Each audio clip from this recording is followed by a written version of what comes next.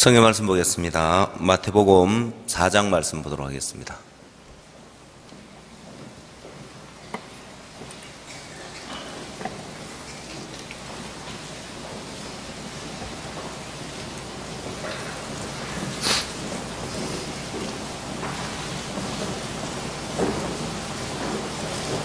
마태복음 4장 17절 말씀부터 제가 읽도록 하겠습니다.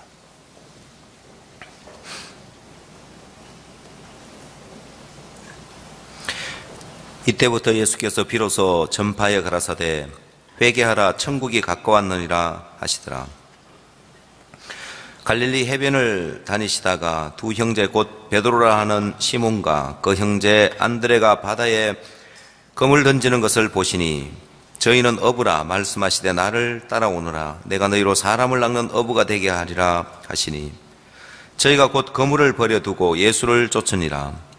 거기서 더 가시다가 다른 두 형제 곧 세베대의 아들 야고보와 그 형제 요한이 그 붙인 세베대와 한 가지로 배에서 그물 깁는 것을 보시고 부르시니 저희가 곧 배와 부친을 버려두고 예수를 쫓으니라. 예수께서 온 갈릴리에 두루 다니사 저희 회당에서 가르치시며 천국 복음을 전파하시며 백성 중에 모든 병과 모든 약한 것을 고치시니 그의 소문이 온 수리아에 퍼진지라. 사람들이 모든 앓는 자 곧 각색 병과 고통에 걸린 자 귀신 들린 자 간질하는 자 중풍병자들을 데리고 오니 저희를 고치시더라. 갈릴리와 데가볼리와 예루살렘과 유대와 요단강 건너편에서 허다한 무리가 쫓으니라. 25절 말씀까지 읽도록 하겠습니다.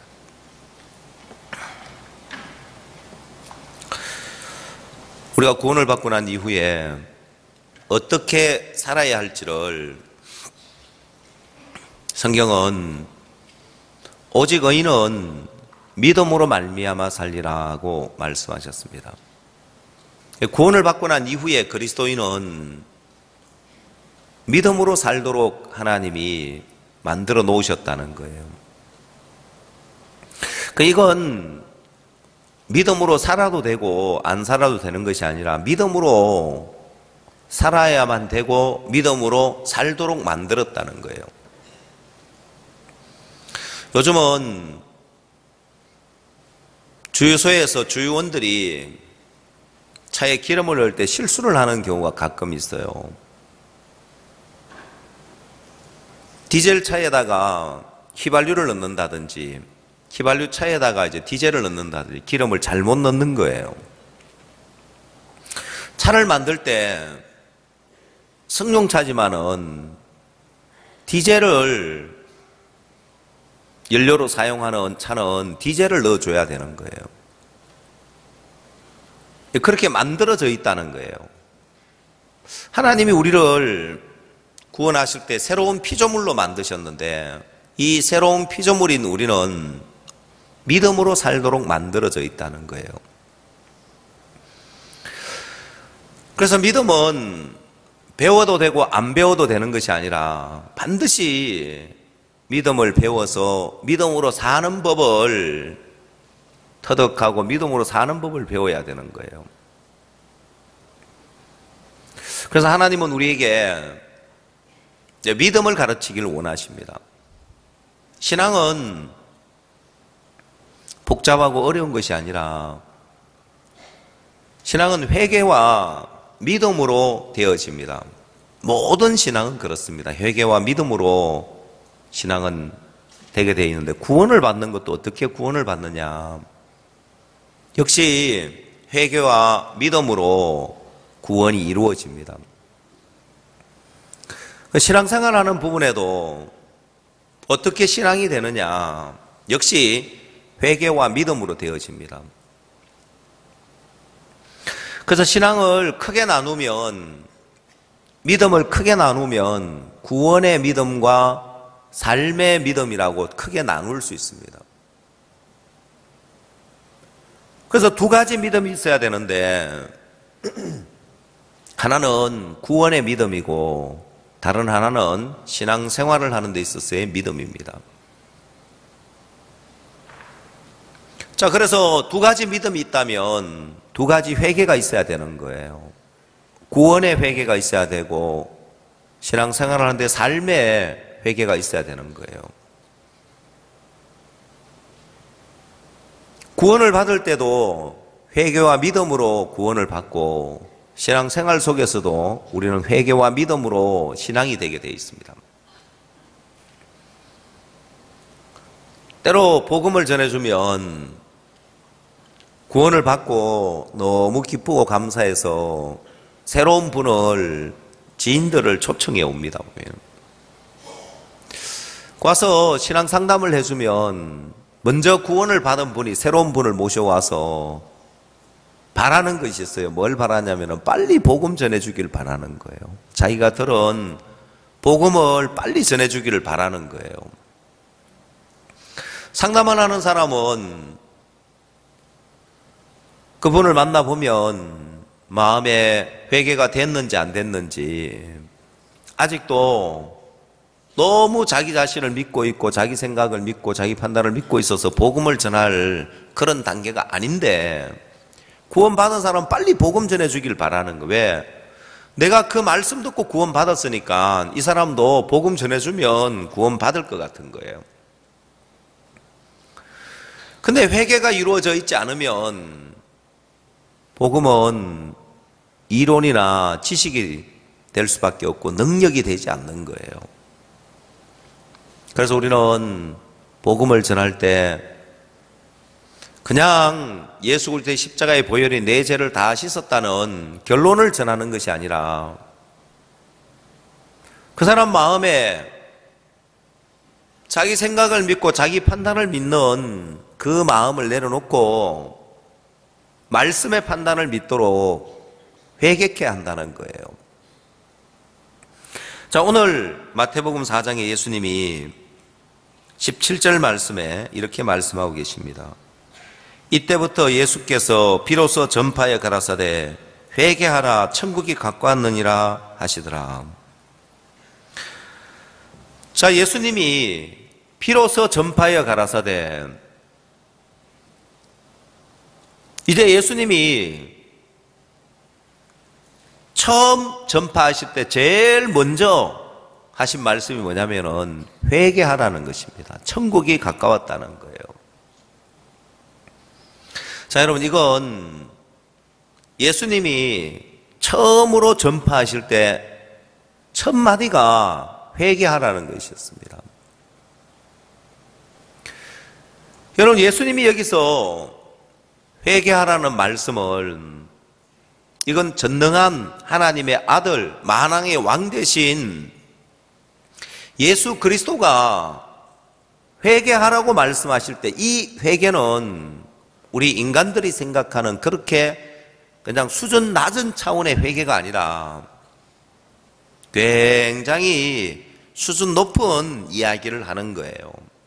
자, 여러분, 사람들이 흔히 잘못된 삶을 사는 사람에게 야, 너 그렇게 살지 말고 뉘우치라, 돌이켜라 그 이야기를 하죠. 너 왜 그래 사니? 여러분, 인간도 회개하라고 한단 말입니다. 뉘우치라고 하고 돌이키라고 한단 말입니다. 그럼 예수님이 지금 여기서 만왕의 왕 되신 예수 그리스도가 처음 전파하면서 회개하라는 이야기가 이 이야기가 우리 인간이 이야기하는 것처럼 너 잘못된 행실에서 잘못된 행동을 돌이키고 뉘우치라는 이야기겠냐는 거예요. 그럴까요? 결코 아니에요. 지금 예수님은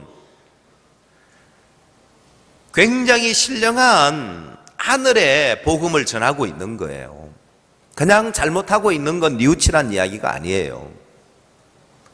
뭐 죄를 지은 거 용서를 빌고 죄악된 삶을 뉘우치라 이 이야기가 아니에요. 예수님이 여기서 회개하라고 말씀하시는 것은 굉장히 차원 높은 이야기를 하고 있는 거예요.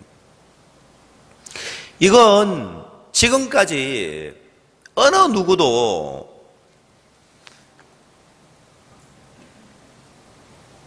어느 누구도 이야기하지 않았던 다른 차원의 이야기를 예수님은 하고 계시는 겁니다.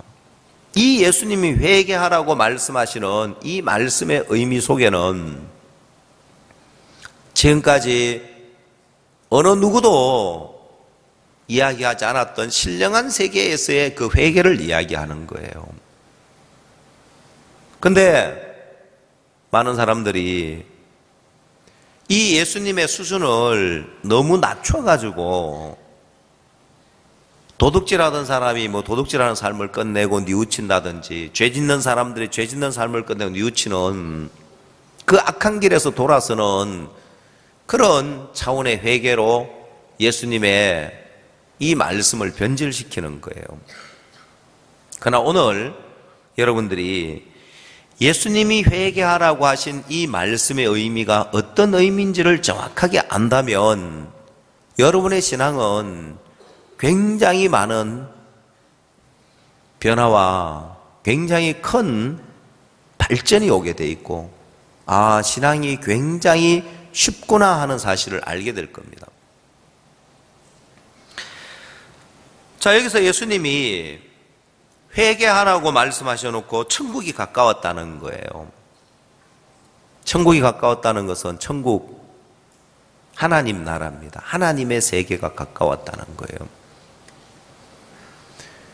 여러분, 하나님 나라, 하나님의 세계에는 다른 법이, 다른 법칙이 적용이 되어집니다. 자, 천국이 가까웠다. 하나님 나라가 가까웠다.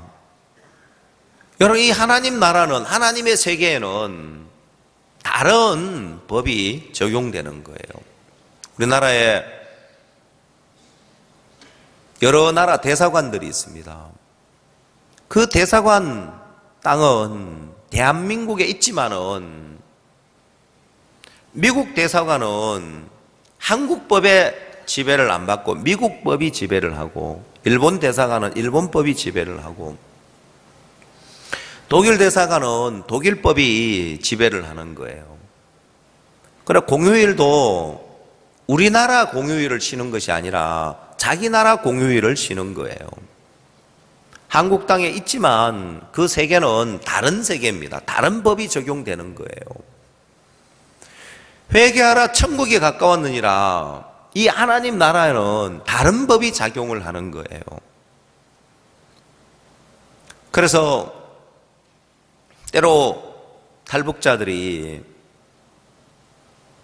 탈북을 해서 제일 안전한 게 뭐냐면은 다른 나라 대사관으로 진입을 해버리는 겁니다. 그 안에 들어가 버리면 어느 누구도 그를 손댈 수가 없는 거예요. 안전한 거죠, 보면은. 자, 여러분이 하나님 나라에 들어가면 그 세계는 다른 법이 작용을 합니다. 인간 세계에는 전부 다 무엇이 작용하냐면은 행위가 작용을 하고 있습니다. 하나님 나라는 행위가 작용하지 않는, 행위의 법칙이 적용되지 않는 세계가 하나님 나라입니다. 인간 세계는 행위가 적용이 되고 그 사람이 얼마나 열심히 하느냐, 그 사람이 얼마나 실력이 있느냐, 능력이 있느냐 없느냐, 열심히 하느냐 안 하느냐, 일을 잘하느냐 못하느냐. 인간 나라는, 인간 세계는 인간이 뭘 잘하고 못하고의 법칙이 작용하지만은 하나님 나라는 인간의 행위가 작용되지 않는 세계가 하나님 나라입니다. 그래서 그 하나님 나라는 행위가 아닌 믿음이 작용을 합니다. 그 사람이 얼마나 믿음이 있느냐, 믿음이 있느냐 없느냐. 그래서 여러분, 우리가 이 하나님 나라에서 중요하게 작용하는 것은 믿음이지 인간의 행위가 아니란 말입니다.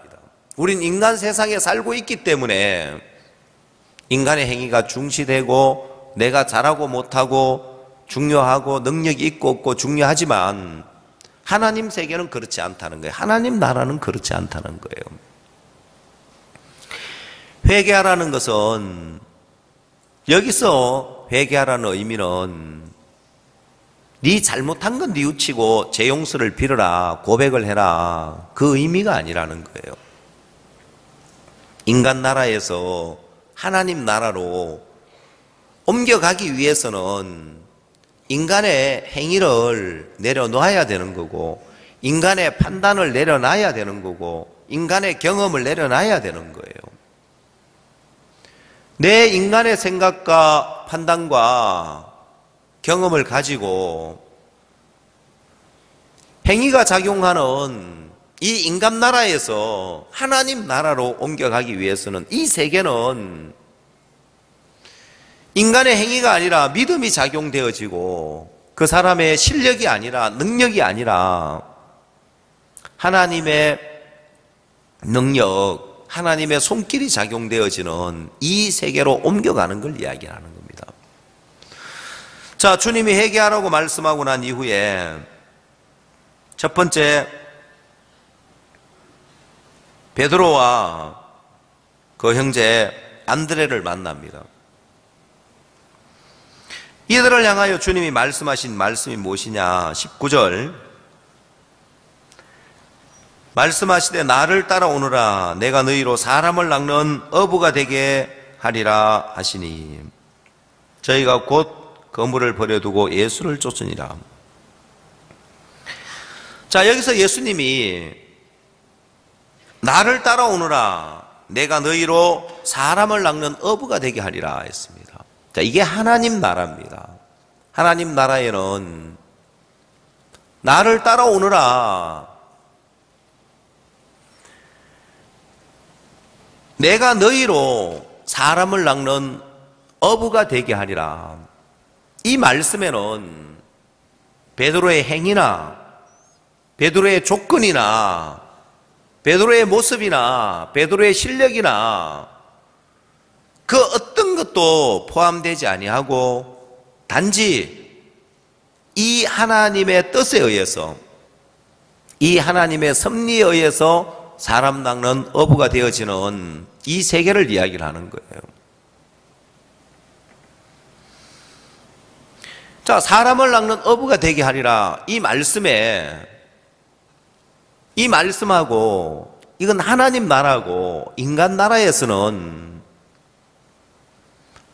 사람 낚는 어부가 되어라고 하는 것이 인간 나라에서의 가르침이고 하나님 나라에서는 사람 낚는 어부가 되어라가 아니라 사람 낚는 어부가 되게 하리라는 거예요.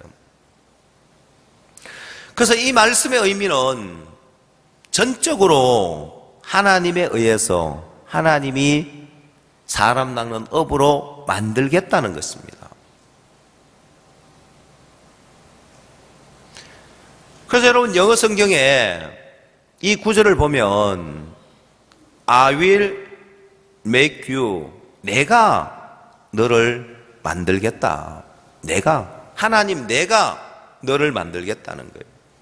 무엇으로? 사람 낚는 어부로. 그건 하나님의 의지인 거예요. 거기에 베드로의 의지가 필요치 않는 거예요. 내가 너로 사람 낚는 어부가 되게 만들겠다는 거예요. 그러면 전능한 하나님이 사람 낚는 어부로 만들겠다고 하면 만들어질 수밖에 없는 거예요. 자, 그래서 회개를 하면은 회개한 사람은 내가 사람 낚는 어부가 되려고 하는 것이 아니라 사람 낚는 어부로 만들겠다고 하는 이 말씀을 믿는 사람인 거예요. 회개한 사람은. 아, 주님이 나를 사람 낚는 업으로 만들어 주겠다고 하네. 그러면 그거 믿으면 되는 겁니다. 믿으면 베드로는 벌써 사람 낚는 어부인 거예요. 사람 낚는 어부가 되어야 되는 것이 아니라 믿기만 하면 그는 이미 사람 낚는 어부가 되어 있는 거예요. 신앙은 회개와 믿음으로 되어진다는 이유가 뭐냐면 내 생각 안 믿고 내 판단 안 믿고 내 보는 거 안 믿고 말씀의 판단을 믿으면 내가 사람 낚는 어부가 되려고 하는 것이 아니라 이미 사람 낚는 어부가 되어 있는 거예요. 왜? 주님 말씀이 사람 낚는 어부로 만들겠다고 하니까 주님의 판단을 믿으면 내 모습하고 상관없이 또한 내 뜻하고도 상관없이 내 노력하고도 상관없이 내 열심하고 내 수고와도 상관없이 나는 사람 낚는 어부가 될 수밖에 없는 거예요. 그래서 신앙은 회개와 믿음으로 되어진다는 것은 회개가 안 된 사람은 자신이 사람 낚는 어부가 되려고 하기 때문에 문제인 거예요. 말씀의 판단을 그대로 안 받아들이고 자신이 그 말씀대로 하려고 하는 게 문제라는 거예요. 신앙이 안 되는 이유는 회개와 믿음이 없어서 그런 거예요. 자, 여러분 좀 더 넘어가 봅시다. 5장에서 예수님이 설교를 하십니다.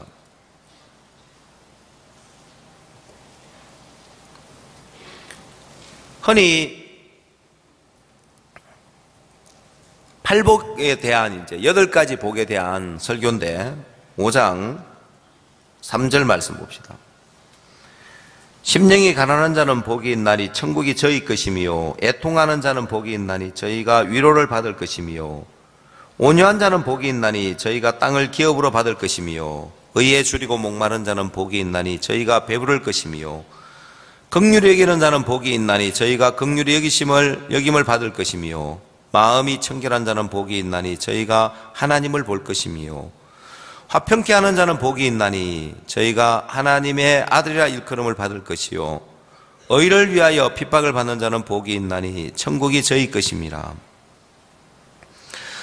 자, 예수님의 설교인데 산상보훈이라고도 이야기를 하는데, 자, 이 설교를 마치시고 13절에 보면 너희는 세상의 소금이니 소금이 만일 그 맛을 잃으면 무엇으로 짜게 하리요? 후에는 아무 쓸데없어 다만 밖에 버리고 사람에게 밟힐 뿐이니라.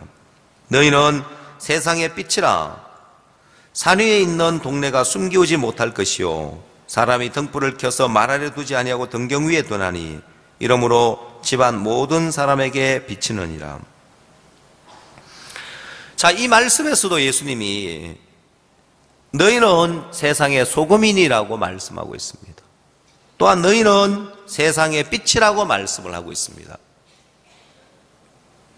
자, 예수님의 가르침은 이건 하늘나라가 천국이 가까웠느니라, 회개하라 천국이 가까웠느니라 했는데 예수님이 오셔서 무엇을 우리에게 펼쳐가시냐면 천국을 펼쳐주는 거예요. 하나님 나라를 펼쳐주는 거예요.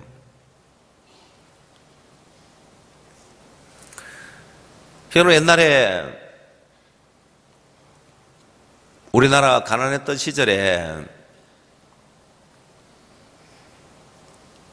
한양만 갔다 와도, 서울만 갔다 와도 시골 사람들이 갔다 오면 온 동네 사람이 다 모이는 거예요. 왜 모여요? 한양 구경 갔다 온 이야기 듣고 싶어서. 한양에 갔더니만 뭐도 많고 그 이야기 들으려고 온 동네 사람들이 다 모였잖아요. 우리나라가 가난했을 때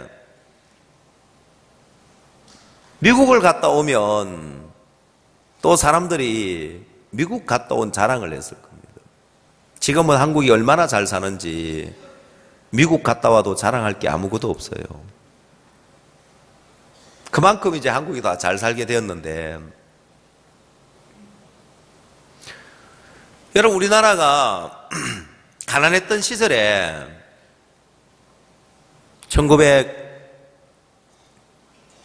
1960년대만 해도 한국은 굉장히 가난했습니다. 6.25 전쟁이 끝나고 나서 한국은 전 세계에서 가장 가난한 나라가 되어버렸습니다. 막 근대화를 이루다가 모든 것이 다 파괴되어 버렸고 모든 것이 다 스톱되어 버렸기 때문에 가장 가난한 나라가 됐습니다. 그러다가 지금은 가장 빠른 경제 성장을 이루어서 국민소득 1인당 GDP가 27,000불 시대가 됐는데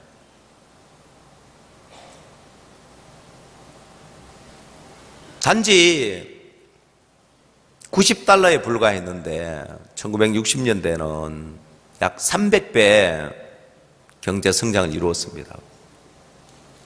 전 세계 어디에도 유례 없는 빠른 경제 성장을 이루었는데, 그래서 여러분, 아프리카에서 월드캠프에 참석하거나 와서 한국에 와서 보고 깜짝 놀라는 거예요. 야, 정말 이 나라가 1960년대 우리 아프리카보다 나라보다 더 가난했던 나라라는 게 믿기지 않는 거예요. 왜? 너무너무 놀라운 경제 성장을 이루었기 때문에요.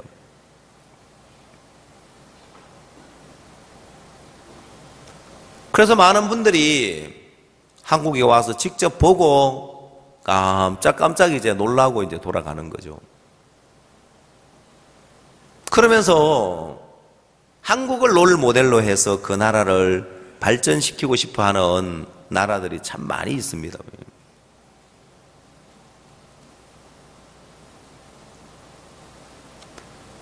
여러분, 우리는 예수님이 우리에게 보여주고 싶은 게 뭐냐면은 하늘나라를 보여주고 싶은 거예요. 옛날에 그런 이야기가 있습니다. 우리나라가 가난했을 때 한국 여자들이, 한국 아가씨들이 일본의 시골의 농촌 총각들, 장가 못 가는 농촌 총각들한테 국제 결혼을 해서 많이 갔었습니다. 일본에 이제 야마가다라고.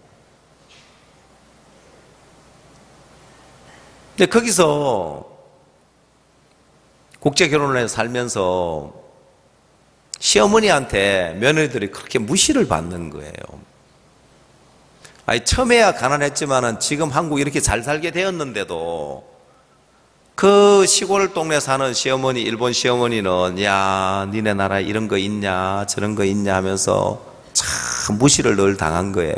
그래서 며느리끼리 개모임을 해가지고 우리 시어머니들을 전부 다 한국에 한번 데려가자. 그래서 한국 구경시켜준다고 한국 한번 같이 가자고 해가지고 시어머니를 모시고 일본에 사는 며느리들이 한국에 데려왔다는 이야기가 있습니다. 그래, 한국에 데려와서 친정집에 데려가서 집 구경시켜주고 TV 구경시켜주니까 입이 딱 벌어져가지고 그 다음부터는 무시하는 이야기를 안 했다는 이야기가 있습니다. 왜냐하면 일본 사람들의 특징이 뭐냐면은 일본 집은 굉장히 좁습니다. 보면은 그 집이 좁다 보니까 모든 게 다 작죠. 보면은 큰 걸 갖다 놓을 수가 없죠. 보면은 발전된 한국 모습을 한번 보고는 그 다음 이후에 다시는 며느리들을 무시를 안 하더라고 하는데, 하나님은 여러분에게 보여주고 싶은 게 있어요. 천국을 보여주고 싶은 거예요. 하나님 나라를 보여주고 싶은 거예요. 회개하라. 하나님 나라가 가까웠느니라.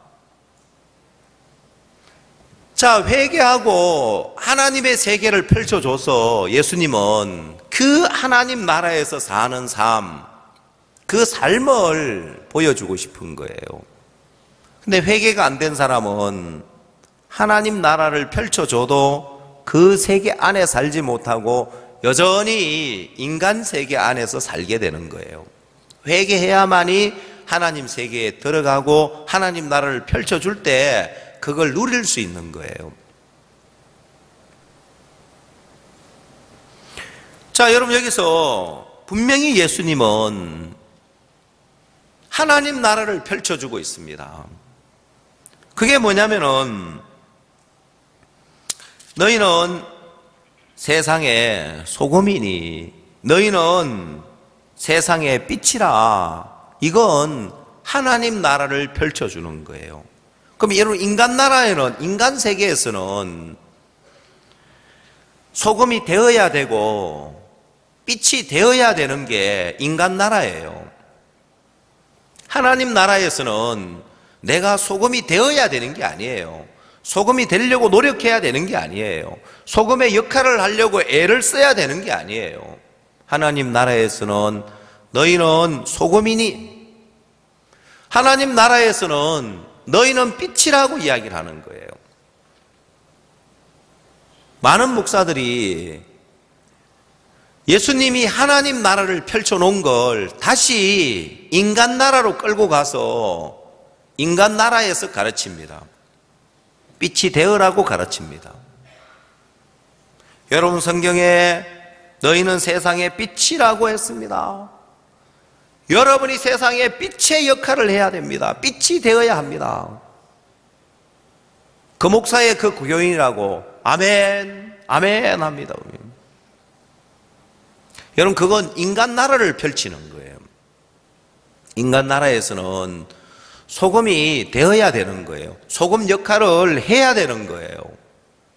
예수님은 회개하라 천국이 가까웠느니라 하늘나라를 펼쳐주시면서 소금이 되어야 되는 게 아니고 너희는 소금이다 하는 거예요. 빛이 되어야 되는 것이 아니라 너희는 빛이라고 이야기를 하는 거예요. 베드로를 만나서 이 베드로에게 또 그 형제 안드레에게 하나님 나라를 펼쳐주는 거예요. 사람 낚는 어부가 되어라고 말씀하시는 것이 아니라 내가 너희로 사람 낚는 어부가 되게 하리라는 거예요. 내가 만들어 주겠다는 거예요. 이게 하나님 나라를 펼치고 계시는 예수님의 설교인 거예요. 예수님의 설교는, 예수님의 가르침은 하늘나라의 가르침이기 때문에 이 하늘나라의 가르치면 인간의 행위가 들어가 있는 게 아니에요. 인간의 그 어떤 행위도 포함되지 아니하고 전적으로 하나님의 능력에 의해서, 하나님의 의지에 의해서, 하나님의 조건에 의해서 되어지는 이 세계를 펼쳐가는 거예요.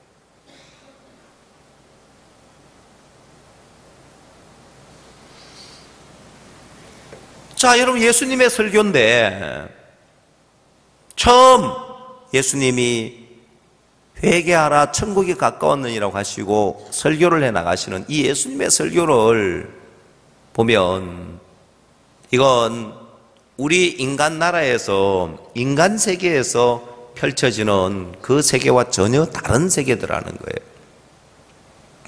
이 세계에 들어가려면 회개하라 천국이 가까웠느니라는 것은 이 세계, 하나님 세계에 들어가려면 회개를 하라는 거예요. 이 회개는 내가 도둑질했습니다,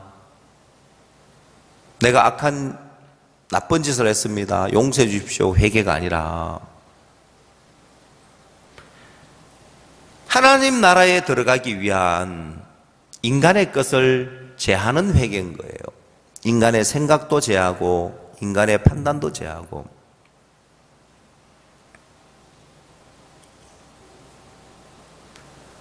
여러분, 인간의 것을 제하고 나면 중요한 건 모든 일은 무엇에 의해서 되어지냐면은 하나님의 뜻과 하나님의 계획에 의해서 되어집니다. 하나님의 뜻과 하나님 계획에 의해서 되어지는데, 그럼 하나님은, 하나님이 보실 때, 많은 사람이 지금 하나님 보실 때 누가 얼마나 열심히 하느냐가 아니라 누가 믿음을 갖고 있느냐, 하나님은 믿음을 가진 자를 찾는 거예요.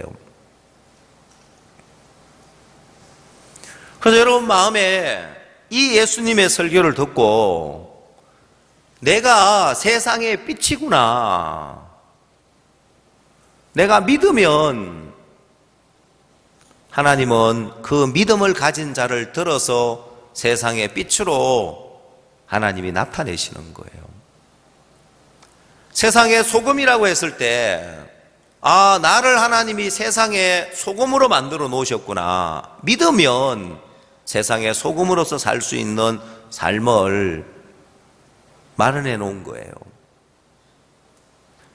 예수님, 내가 너희로 사람 낚는 어부가 되게 하리라 했을 때 그걸 믿으면 사람 낚는 어부로서의 삶을 살도록 해놓은 거예요. 자, 근데 베드로가 내가 너희로 사람 낚는 어부가 되게 하리라고 했는데, 베드로는 사람 낚는 어부가 되게 하리라는 말씀의 판단을 믿는 것이 아니라 자신이 사람 낚는 어부가 되려고 하는 거예요. 사람 낚는 어부로서, 예수님의 제자로서 걸맞는 삶을 살려고 하는 거예요. 자, 그 대표적인 예가 마태복음 26장을 찾아보십시오.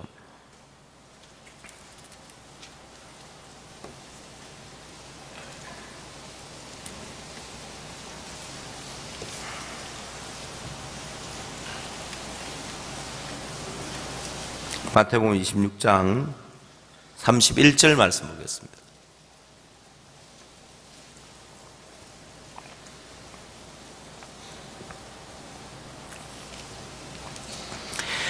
그때 예수께서 제자들에게 이르시되 오늘 밤에 너희가 다 나를 버리리라. 기록된 바 내가 목자를 치리니 양의 떼가 흩어지리라 하였느니라.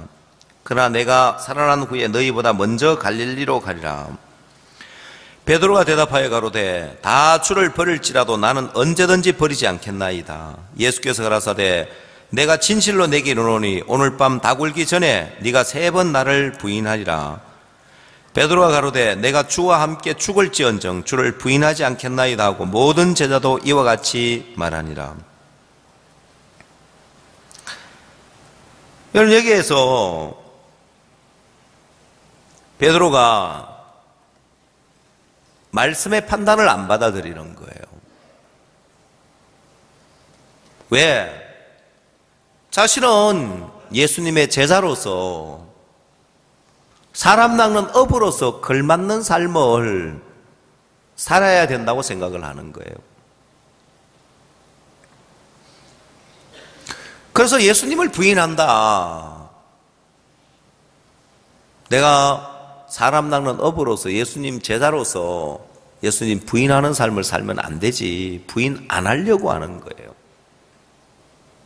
죽어도 부인하지 않겠다는 거예요. 자, 여기서 이제 베드로의 마음에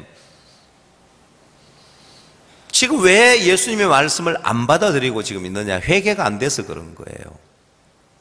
베드로의 마음에 회개가 됐다면, 내 생각, 내 판단 안 믿고 말씀의 판단만 믿는다면, 예수님이 말씀을 가지고 이야기했을 때 31절에 때에 예수께서 제자들에게 이르시되 오늘 밤에 너희가 다 나를 버리리라. 기록된 바 내가 목자를 치리니 양의 떼가 흩어지리라 하였느니라. 그럼 여러분, 베드로가 이 말씀을 받아들인다면, 아, 우리가 예수님을 다 부인하고 떠나가겠구나, 말씀의 판단이 그렇다면은.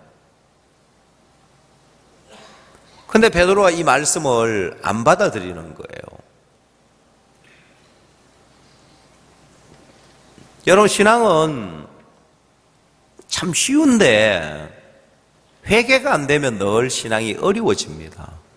자, 이 부분에 있어서는 베드로가 여기에서 마태복음 26장에서 이 부분에 있어서는 베드로가 자기 생각, 자기 판단, 자기 마음을 믿는 거예요.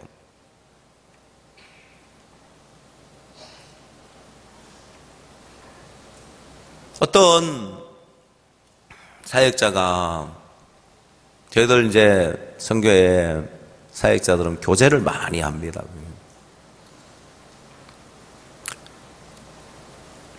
간섭도 많이 받고 책망도 많이 듣고 교제도 이제 많이 하는데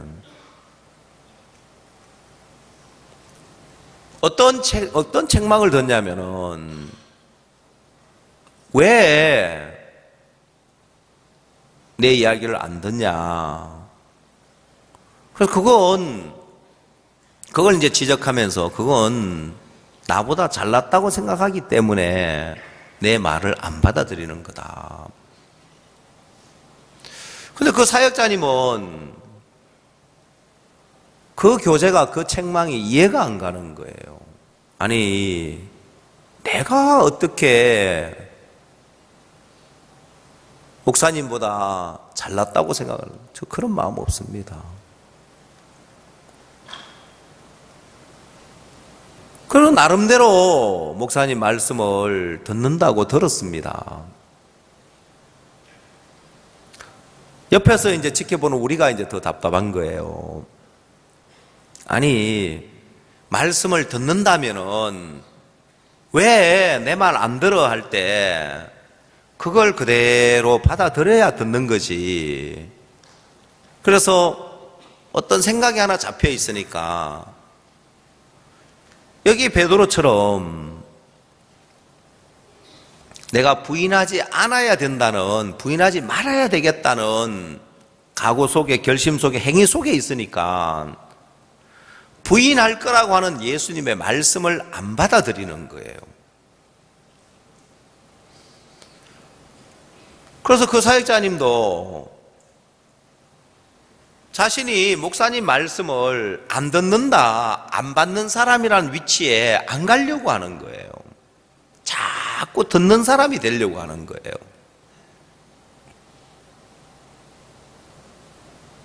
그래서 이제 교제가 끝나고 또 이제 말귀를 잘 못 알아들으셔가지고 우리 종들이 옆에서 같이 좀 교제를 했습니다. 아니, 목사님, 베드로가 왜 부인하지 않는다고 이야기한지 압니까? 자기 마음에는 그런 마음 없기 때문에 부인하지 않는다고 했습니다. 근데 여러분, 나는 아직 우리 마음은, 내 마음이라는 것은 빙산의 일각과 같아요. 빙산은 90%가 물에 잠겨 있습니다. 10%만 물에 떠올라 있는데 우리 마음도 그래요. 떠올라 있는 마음이 있고 가라앉아 있는 마음이 있다. 표현이 맞는지 모르지만 빙산처럼 빙산의 일각, 떠올라 있는 부분은 10%밖에 안 되고 가라앉아 있는 부분은 90%인 거예요.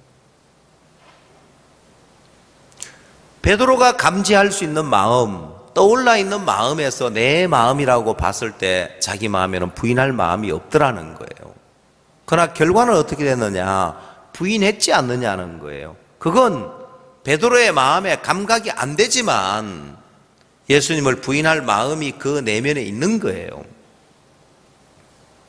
그게 이제 드러납니다.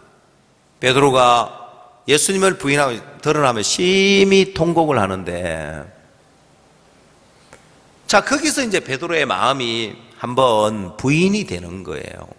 예수님을 부인하면서 자기 마음이 부인이 되어지는 거예요. 난 죽어도 부인하지 않는다고 했는데 내가 예수님을 부인해버렸네. 그러면서 베드로의 마음에 내가 생각해서 없다고 없는 게 아니구나. 내 생각 믿으면 안 되구나. 의사가 당신 암입니다 했을 때 내가 못 느낀다고 해서 암이 없느냐는 거예요. 의사의 판단을 받아야죠. 베드로가 예수님의 판단을 안 받아들이고 말씀의 판단을 안 받아들이고 죽어도 부인하지 않겠다고 하다가 자기가 부인되어집니다. 내 마음 믿으면 안 되겠구나. 내 판단 믿으면 안 되겠구나.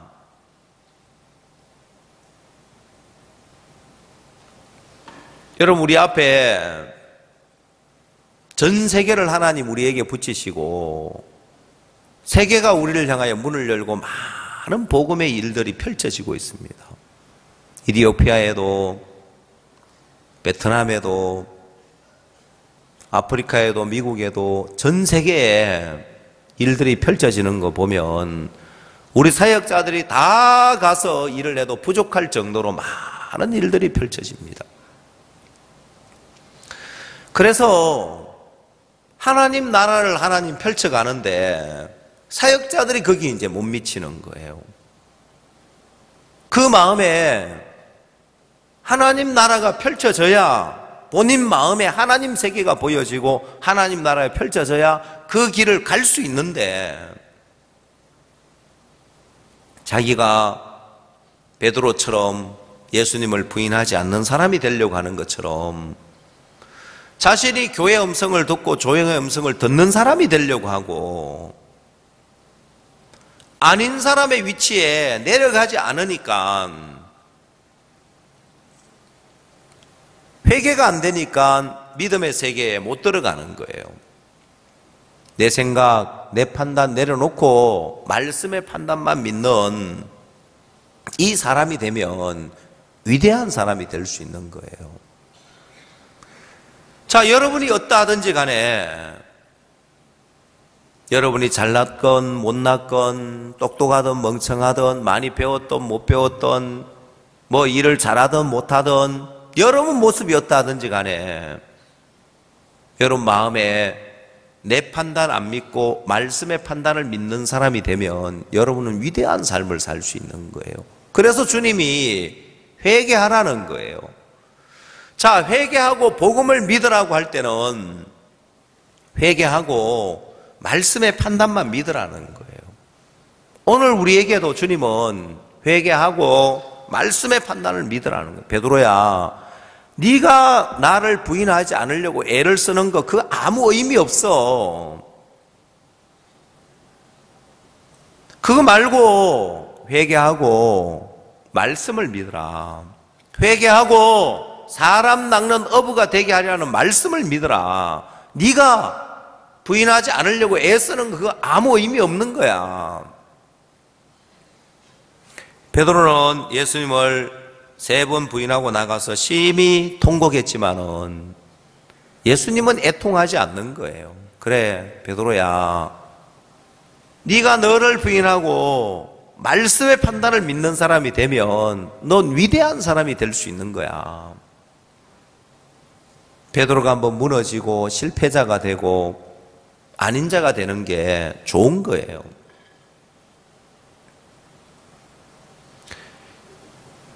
여러분, 이 영적 세계에는 예수님이 우리에게 천국을 펼쳐가시는 거예요. 하나님 나라를 펼쳐가지 인간 나라에서 인간이 열심히 하는 거, 인간이 뛰어난 거, 인간이 잘하는 거 기대 안 둔단 말입니다. 베드로는 기대를 뒀지만은 예수님은 베드로의 그 마음에 기대 하나도 두지 않았습니다.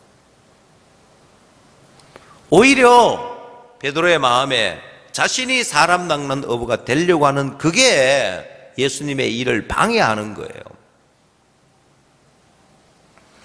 여러분, 하나님이 싫어하는 게 있습니다. 하나님 싫어하는 게 뭐냐? 우리가 지난주에는 기도원에 관한 말씀을 나누었었는데 여러분, 기도원에게 있는 용사들이 그 용사 수가 점점 늘어나서 막강한 군대를 이루는 것이 아니라 점점 줄어들고 점점 작아져서 300명의 군사밖에 안 되는 거예요. 왜 하나님이 그렇게 하셨냐? 목적이 뭐냐는 거예요. 자, 성경 한번 찾아봅시다. 사사기 7장.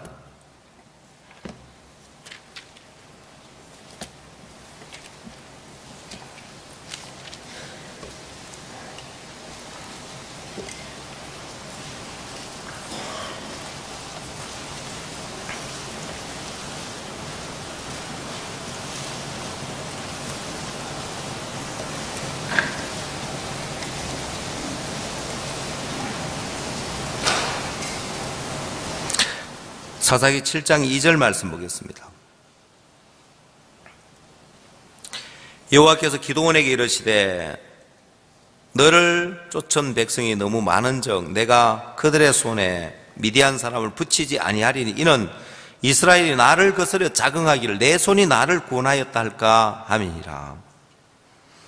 하나님이 싫어하고 하나님 두려워하는 게 뭐냐면은 이스라엘 백성들의 마음에 자긍하기를 내 손이 나를 구원하였다. 다시 말하면 우리가 싸움 잘해가지고 미디안 물리쳤다. 하나님 이 소리 듣기 싫어하는 거예요. 그래서 32,000명의 군대가 있는데 22,000명 돌려보내고 10,000명 남았는데 또 돌려보내고 300명만 남겨서 전쟁에 나가게 하는 거예요. 왜? 이 300명만 데리고 이제 전쟁에 나가면 우리가 잘 싸워가지고 우리를 구원했다 소리 못하기 때문에요.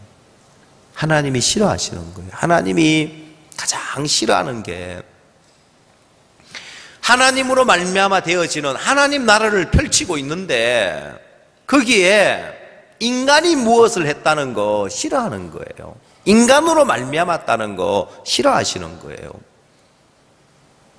그래서 우사가 하나님의 법궤를 붙들었을 때 하나님 우사를 그 자리에서 쳐 죽이시는 거예요. 하나님의 법궤는 하나님의 영광이고 하나님의 영광을 나타내는 그 하나님 법궤를 인간 우사가 붙들어줬다. 말도 안 되는 거예요. 그래서 하나님이 우사가 하나님 법궤에 손대자마자 쳐서 우사를 재버리는 거예요.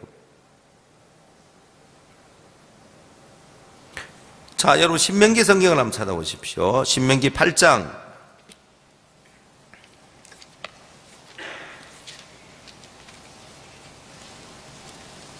신명기 8장에서도 역시 하나님이 가장 싫어하고 하나님이 두려워하는 것이 있습니다.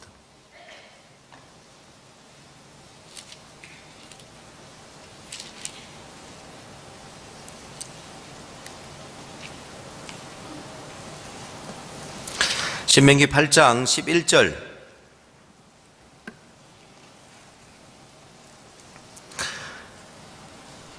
내가 오늘날 내게 명하는 여호와의 명령과 법도와 규례를 지키지 아니하고 내 하나님 여호와를 잊어버리게 되지 않도록 삼갈지어다. 네가 먹어서 배불리고 아름다운 집을 짓고 거하게 되며 또 내 우양이 번성하며 내 은금이 정식되며 내 소유가 다 풍부하게 될 때에 두렵건대 네 마음이 교만하여 내 하나님 여호와를 잊어버릴까 하노라. 여호와는 너를 애굽 땅 종되었던 집에서 이끌어내시고. 자, 결국 하나님이 두려워하고 싫어하는 게 뭐냐? 17절. 또 두렵건대 네가 마음에 이르기를 내 능과 내 손의 힘으로 내가 이 재물을 얻었다 할까 하노라. 자, 공통적인 게 뭐냐면은 하나님은 내 능과 내 손의 힘으로 이 재물을 얻었다 할까 두려워하노라. 하나님은 지금 하나님 나라를 펼치고 계시는데 예수님은 하나님 나라를 펼치는데 인간의 능력에 의해서 인간의 힘에 의해서 인간의 수고에 의해서 되었다는 거 제일 싫어하시는 거예요. 그걸 제하는 일을 하시는 거예요. 그럼 여러분 신앙은 뭐가 문제냐? 연약해서 문제도 아니고 부족해서 문제도 아니고 문제는 하나님으로 말미암아 되어지는 세계에 하늘나라를 펼쳐가는데 인간이 자꾸 뭘 하는 게 문제인 거예요. 예를 들면 저희 사택에 사람들이 왔다가 이제 돌아갈 때 저 거기다가 뭘 하나 써붙여 놓을까 싶어요. 뭘 써붙여 놓고 싶은지 압니까? 저희들 사택 현관문이 자동문이라서 열고 그냥 가면 되는데 그걸 꼭 닫아 놓고 가려고 하는 사람이 있어요. 그래서 이게 이제 유압식으로 되어 있는 자동 이제 문 닫히는 이제 그게 달려 있어서 문이 슝 닫혀가 끝에 와서는 천천히 이렇게 닫혀요. 저희 집 왔다 가는 사람이 문을 열고는 이제 그냥 가면 될 텐데, 요렇게 다 요만큼 남았으니까 이걸 밀어요. 밀고 닫고 가요. 그러면 그 위에 자동으로 닫히는 그 실린더가 터져요. 그래가 지난번에 한번 터져가 새로 갈았는데, 또 보면은 안녕히 계세요. 그냥 가면 될 텐데 문이 요만큼 남아있으면 이걸 밀고 계속, 그래가지고 제발 문 밀어서 닫지 말고 그냥 가세요, 이렇게 써붙여 놓고 싶은 거예요. 왜요? 그냥 가면 되는데 본인이 끝까지 밀어가 닫아놓고 가려고 하면서 뭘 망가뜨린다고요? 예? 그 자동 실린더, 유압 실린더, 그걸 전에 제가 이제 몰랐어요. 보면 그게 막 터져가 기름이 찔찔찔 새고 있길래, 이게 중국제냐, 왜 이게 터져가지고 기름이 찔찔 새냐. 그래 보니까 원인을 몰랐는데 알고 보니까 사람들이 자꾸 그걸 밀어가 끝까지 닫아놓고 가려고 하는 거예요. 그 제가 가서 사람들마다 그냥 가세요, 그냥 가시면 됩니다 하고 이제 그 말하기도 힘들고, 그래 자꾸 밀어 닫아 터지면 또 새로 바꾸지, 말하기도 힘들고 이제 그래 막 계속 밀어가 끝까지 닫든지 말든지 이제 그냥 이제 포기했어요. 제가 이제 이래 이야기해도 그게 뭔지 몰라가지고 저희 집에 왔다 가면 또 문 닫고 갈지 모르겠습니다만은, 아니 그냥 가면 돼요. 손 안 대고 그냥 휙 열고 그냥 뭐 휙 가면은 자동으로 닫힐 걸, 그걸 예의 바르게 끝까지 밀어준다고 닫는다고 닫는 게 기계를 다 망가뜨리더라 이 말이에요. 아시겠어요? 하나님 나라는 하나님에 의해서 되어집니다. 근데 인간이 그 일을 이루려고 하고, 인간이 사람 닦는 어부가 되려고 하니까 베드로가 자꾸 예수님 부인하고, 또 예수님과 마음의 거리가 멀어지고 다른 길을 잡고 가는 거예요. 참 쉬운데 말씀의 판단만 믿으면. 그래서 예수님이 천국이 가까웠느니라, 회개하라, 천국이 가까웠느니라, 하나님 나라를 내가 너희에게 펼쳐주겠다. 그 세계는 인간의 수고에 의해서 되어지는 것도 아니고, 인간으로 말미암아 되어지는 것도 아니고, 하나님의 뜻에 의해서, 하나님의 계획에 의해서 되어진다. 근데 그 마음 안에 하나님 나라가 펼쳐지지 않는 사람의 마음에 들어가 보면 잘해도 문제요, 못해도 문제인 거예요. 왜? 잘하는 사람은 늘 남을 판단하고 있어요, 보면은. 못하는 사람은 늘 자기 모습 보면서 나는 못해, 나는 안 돼 하고 있는 거예요. 아니요. 주님이 사람 낚는 업으로 만들면, 주님이 사람 낚는 업으로 만들면 그 사람의 조건하고 상관없이 하나님의 뜻과 하나님의 계획이 그렇게 만들어 간다는 거예요. 지금까지 모든 일은 그 하나님의 뜻과 계획에 의해서 되어졌습니다.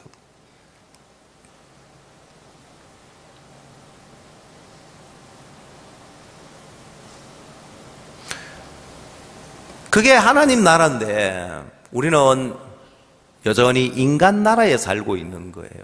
하나님은 오늘 여러분을 하나님 나라에서 살게 하고 싶습니다. 하나님은 여러분을 옮겨서 다 하나님 나라에서 삶을 살게 하고 싶은 거예요. 그 세계에 가면 내가 소금이 되려고 애를 쓸 필요도 없고, 빛이 되려고 애를 쓸 필요도 없고, 너희는 세상의 빛이니 하면 빛이 되어버리고, 너희는 세상의 소금이니 하면 소금이 되어버리고, 빛의 역할을 하고 소금의 역할을 하고 빛으로서 나타나지고 소금으로서 나타나지는 삶을 살게 되더라는 거예요. 사람 낚는 어부가 되게 하리라고 하니까 사람 낚는 어부가 되어버리는 거예요. 예수님을 부인하고 떠나가도, 물고기 잡으러 가버려도 그 말씀에 의해서 베드로는 사람 낚는 어부가 되어지더라는 거예요. 왜? 이게 하나님 나라이기 때문에요. 우리가 구원을 받을 때 하나님은 우리를 이 세상에서의 삶이 아닌 하나님 나라로 옮겨 놓으신 거예요. 천국이 오늘 우리 앞에 펼쳐지고 있는 거예요. 하나님 나라에서 여러분은 사는 거예요. 그래서 이 하나님 나라에서는 내가 잘나고 못나고 내가 잘하고 못하고 상관이 없어요. 제가 케냐에서 선교를 할 때 케냐에 폭동이 일어났습니다. 큰 폭동이 일어나서 많은 사람이 죽었습니다. 그때 폭동이 일어났다는 소식을 들을 때 부족 간에 이제 갈등이 일어났습니다. 현 대통령의 부족과 그 다음 차기 대통령의 부족 간에 갈등이 일어난 거죠. 현 대통령의 부족은 기꾸유 부족이고 차기 대통령의 부족은 루오 부족입니다. 투표를 해서 현 대통령이 투표에서 지고 차기 대통령 이제 출마자가 대통령이 될 수밖에 없는데 부정선거를 하면서 표를 조작해서 현 대통령이 다시 대통령이 됩니다. 거기에 반발해서 폭동이 일어나는 거예요. 그래서 이 기꾸유 부족하고 루오 부족하고의 이제 큰 전쟁이 일어나는, 갈등이 일어나는, 수많은 사람을 죽이고 불태우고 이제 집을 불태우고 그랬습니다. 그래서 제가 빨리 긴급 이제 현지 사역자들을 나이로비나 인근의 사역자를 모아서 그 부족 간에 있어서 반대 부족에 가서 선교를 하고 사역을 하고 있는 선교 사역자들을 파악을 해라. 왜? 반대 부족에 있으면 공격 대상이 되기 때문에. 그래서 파악을 해보니까 뭐 루오 사람이 기꾸유 부족에서 목회하는 사람은 없고 기꾸유 사람이 루오 부족에 가서 목회하는 사람은 없는데 이 부족들 가운데도 서로 친구 부족이 있고 원수 부족이 있는 거예요. 그래서 몇몇 곳 위험한 지역이 있어서 빨리 거기를 빠져나오라고 했습니다. 다 조치가 취해졌는데 한 가정이 못 빠져나왔습니다. 그리고 사람들이 와서 야, 이거 루오 부족 목사가 설교하는 교회다. 이 예배당을 불태우고 위협을 하는 거예요. 빨리 빠져나오라고 했는데 이분이 미처 빠져나오지를 못했습니다. 참 감사한 것은 복음 안에 모든 게 다 들어있는 거예요. 복음 안에 생명까지도 다 들어있는데 너무 감사한 게 이 사역자가 그 지역에 있는 경찰 학교에 가서 성경 공부를 했었습니다. 그래서 이제 길목은 다 차단되어가 그 지역을 못 빠져나오는데 경찰 학교에 성경 공부를 했던 게 기억이 나서 그 학교로 피신을 한 거예요. 경찰 학교에서 성경 공부하던 사람이고 자기 늘 들라고 했던 분이니까 폭동이라는 걸 알고 있고 가족들 데리고 왔을 때 다 받아준 거예요. 그래가 이제 안전하게 이제 연락이 왔더라고요. 선교사님, 제가 그동안 성경 공부를 한 경찰 학교가 있었는데 우리 가족이 그리로 피신하니까 받아줘서 우리 안전하게 잘 있습니다. 근데 한 가지 문제가 있습니다. 사람들이 이 예배당을 불태운다고 난리를 쳤는데 아마 좀 있으면 우리 예배당을 불지를지 모르겠습니다. 그러냐? 그럼 어떻게 하면 좋겠느냐? 빨리 그 지역 부족 사역자가 와서 이제 이거는 내가 사역한다. 그 사역자는 갖고 이거 우리 교회다. 이렇게 해야 된다는 거예요. 그래서 사역자들 가운데 빨리 수소문을 해서 그쪽 지역 부족 사람이 있는가 보니까 찾아보니까 다행히 총각 전도사님 한 분이 있더라고요. 빨리 그 지역으로 가라. 가서 그 예배당을 이제는 그 목사는 갖고 이제는 이거 내가 이걸 인수받았다. 내가 하는 교회라고 해라. 그래서 보냈습니다. 그래서 자기 같은 부족의 이제 목사가 와서 이제 내 교회라고 하니까 그 예배당도 이제 불 지르려고 했는데 이제 그것도 이제 안전하게 무사히 넘어갔었습니다. 그래서 참 감사했는데 그때 당시 이제 한 가지 느낀 게 뭐였냐면은 국력의 차이를 하나 느꼈습니다. 국력의 차이. 이제 이렇게 이제 케냐 교회들은 다 안전하게 다 이제 조치가 다 됐는데 문제는 이제 우리 선교사들, 단기 선교사들 폭동이 일어나서 그 상황에서 우리가 뭔가 할 수 있는 게 아무것도 없는 거예요. 그래서 대사관의 대책회의에 이렇게 갔더니만 각 이제 한인 대표들이 왔습니다. 저도 한국인들이 많이 있으니까 대표로 이제 그 회의에 참석을 했는데, 그래서 이제 대사관에서 폭동이 일어나서 더 위험해지면 어느 지역에 있는 사람은 어디로 피신하고 어느 지역에 있는 어디로 피신할 수 있는 이제 피난처를 알려주는 거죠. 저는 그래도 아이고 고맙다 생각하고 이렇게 자국민을 보호하기 위해서 이런 조치를 취해주구나 하고 했는데 그 나라에 오래 산 사람은 뭐라고 하냐면은 가다가 죽겠다 하는 거예요. 무슨 소리냐는 거예요. 폭동이 일어나면 집에 가만히 있어야지 어디를 돌아다니냐. 가다가 죽는다는 거예요. 그러고는 미국이나 일본은 자국민들을 보호하기 위해서 전세기를 준비해 놨다 하는데 우리나라는 전세기 준비해 놨을까요? 안 해놓은 거죠, 보면은. 그래서 뭐라고 하냐면은 국경을 넘을 수 있는 버스라도 준비해 줘야 안 되냐.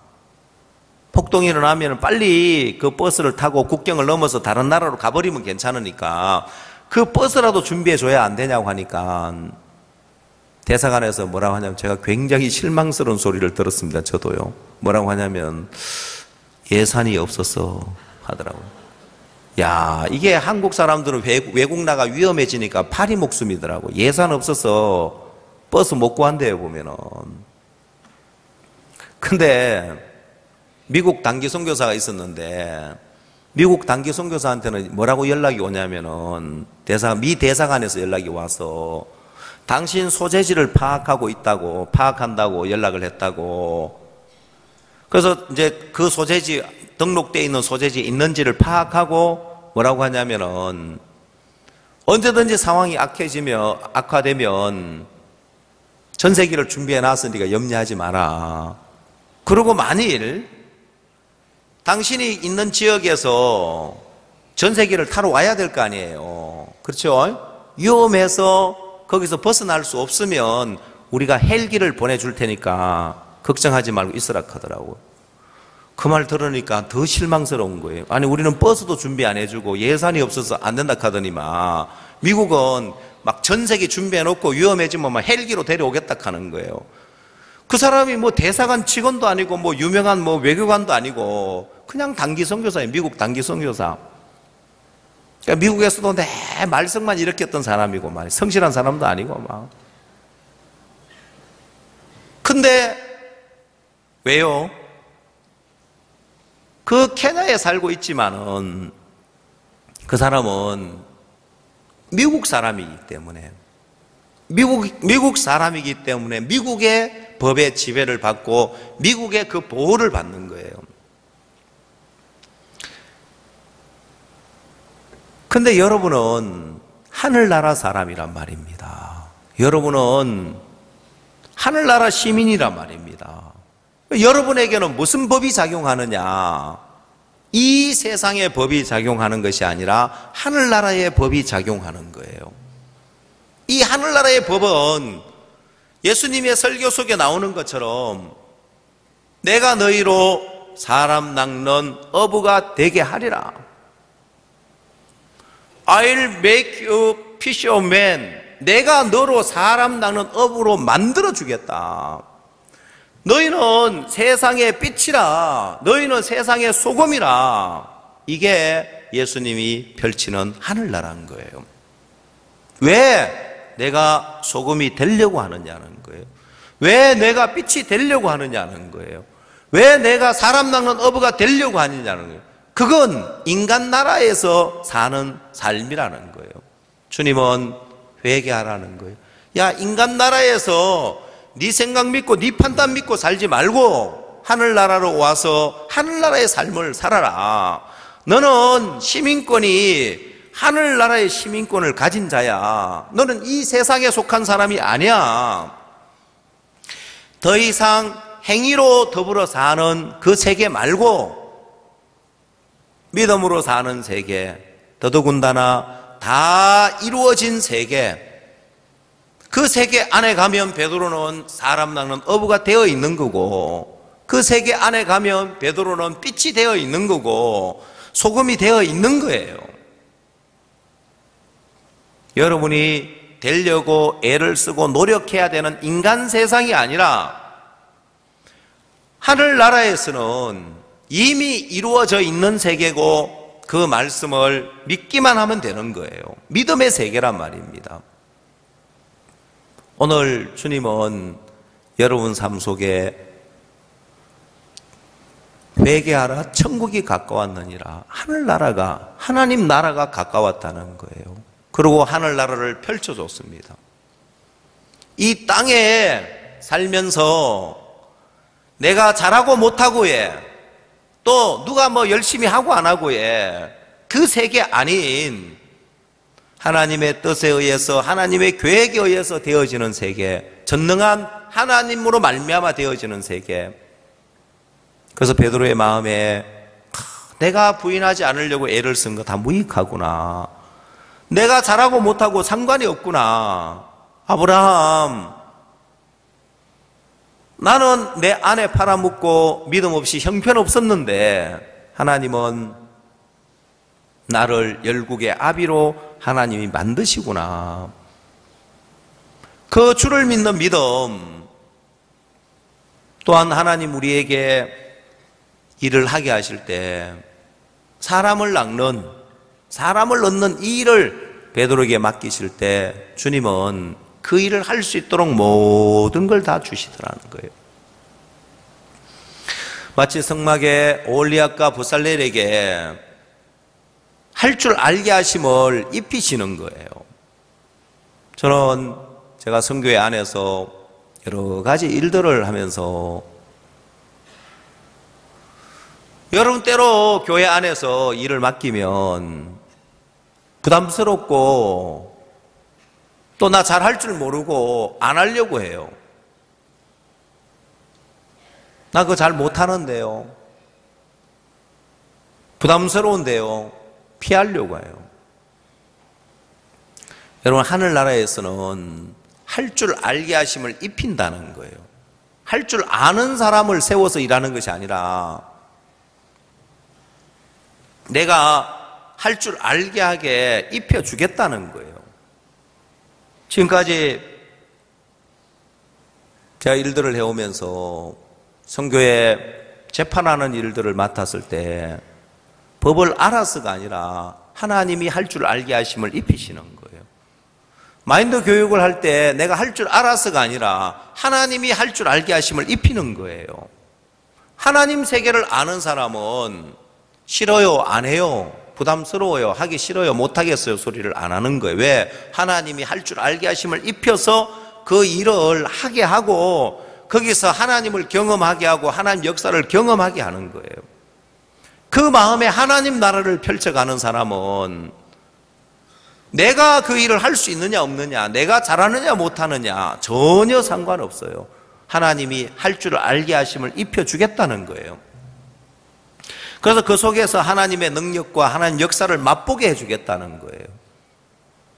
오늘 여러분 마음에 하나님의 뜻이 있고 하나님이 하고자 하는 일들이 있으면 하나님이 할 줄 알게 하심을 입힌다는 거예요. 자, 여러분, 우리가 교회 안에 작정을 하고 물질이 많이 필요하면 저는 하나 분명히 믿는 것은 하나님이 내가 믿음으로 작정을 하면은 하나님이 네가 그만큼의 물질을 할 수 있도록 입혀주겠다는 거예요. 내가 너로 하여금 하게 해줄게. 근데 사람들 마음에 하나님이 하게 해줄 거에 대한 믿음이 없으니까 내가 하려고 하고 내가 해야 되니까 내 한계 안에서 하는 거예요. 지금까지 제가 뒤를 돌아보면 그 어느 것 하나라도 내가 할 수 있어서 일을 했던 게 하나도 없습니다. 처음 IYF를 할 때도 마찬가지였고 마인드 교육을 할 때도 마찬가지고 선교의 법적인 일들을 맡아서 할 때도 마찬가지예요. 사람들이 저희들을 보고 법무팀이라고 부르는데 저희들 법무팀으로 부르는 걸 제일 싫어합니다. 준비팀. 왜요? 우리가 무슨 법을 알아요? 그러나 할 줄 알게 하심을 입히니까 하나님이 그 일들을 하나하나 다 하게 하시고 거기서 많은 하나님을 경험하게 하는 거예요.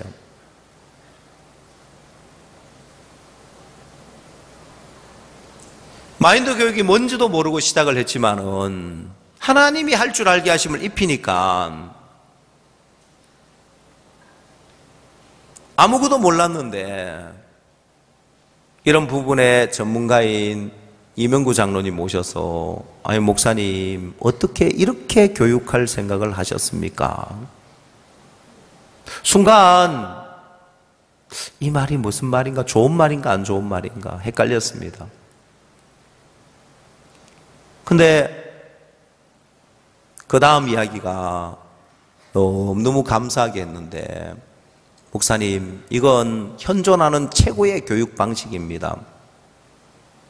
우리가 하고 있는 마인드 교육 강사 훈련 방식이 현존하는 최고의 교육 방식이라는 이야기를 들었을 때 할 줄 알게 하심을 입은 거예요. 뭘 알았냐는 거 우리가 아무것도 몰랐지만은 모든 것이 그런 거예요.